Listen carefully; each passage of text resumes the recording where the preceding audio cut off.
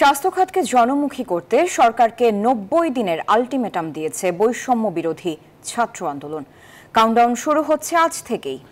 আর এদিকে আহতদের চিকিৎসা খরচ সরকার দেবে বলে জানিয়েছে স্বাস্থ্য মন্ত্রণালয়। আহতদের জন্য ডেডিকেটেড কেয়ার ইউনিট রাখার উদ্যোগের কথা জানিয়েছেন উপদেষ্টা ফরিদা আক্তার।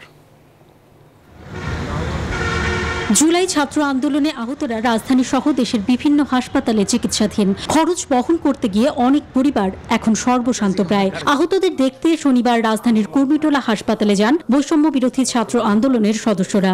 আহতদের সরকারি হাসপাতালে গাদাগাদি না করে রাষ্ট্রীয় খরচে প্রাইভেট হাসপাতালে চিকিৎসার দাবি জানান তারা। পাশাপাশি হতাহতদের চিকিৎসা দেওয়ার নামে যেসব হাসপাতাল নৈরাজ্য ও লুটপাট করছে তাদের বিরুদ্ধে ব্যবস্থার দাবি ছাত্র আন্দোলনের। আন্দোলনকারী যারা রয়েছে ঢাকার হোক ঢাকার বাইরের হোক, সকলের এই চিকিৎসা ফিটি যেন মওকুফ করা হয়। যারা ইতিমধ্যে প্রাইভেটের টাকা দিয়ে দিয়েছেন তাদের টাকাটি রিফান্ড করা হবে।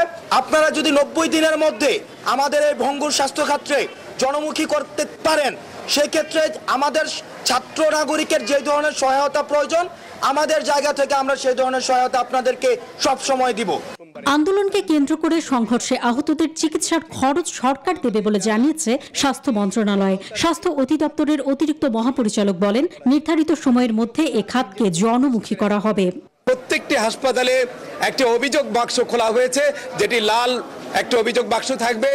যে কেউ যে কোনো হাসপাতালে, সেটি সরকারি হোক বেসরকারি হোক, প্রতারিত হলে পরে সেই অভিযোগ বক্সে অভিযোগ দান করবেন এবং 24/7 হেল্প ডেস্ক থাকবে। এর আগে বৈষম্য বিরোধী ছাত্র আন্দোলনের সমন্বয়ক ও অন্তর্বর্তী সরকারের এক উপদেষ্টা ঢাকা মেডিকেলে আহতদের দেখতে যান। সেখানে ডেডিকেটেড কেয়ার ইউনিট রাখার উদ্যোগের কথা জানিয়েছেন উপদেষ্টা ফরিদা আক্তার। ভালো লাগলো যে তারা একটা সেবা পাচ্ছে বলে তারা বলেছে। ওরা একটা স্পেশালাইজড ডেডিকেটেড কেয়ার ইউনিট করতে বলছে। ঢাকা মেডিকেলের পরিচালক জানান, বর্তমানে আইসিইউতে ৯ জন আহত ভর্তি রয়েছেন। এখন পর্যন্ত ২,২০০ জন চিকিৎসা নিয়েছেন ঢাকা মেডিকেলে। এ পর্যন্ত ঢাকা মেডিকেলে মারা গেছেন ১৬৩ জন। ছাত্র এবং অন্যান্য পেশার যারাই আছে সবাইকে বিনামূল্যে চিকিৎসা দিচ্ছে। অন্তরা বিশ্বাস, নিউজ 24, ঢাকা।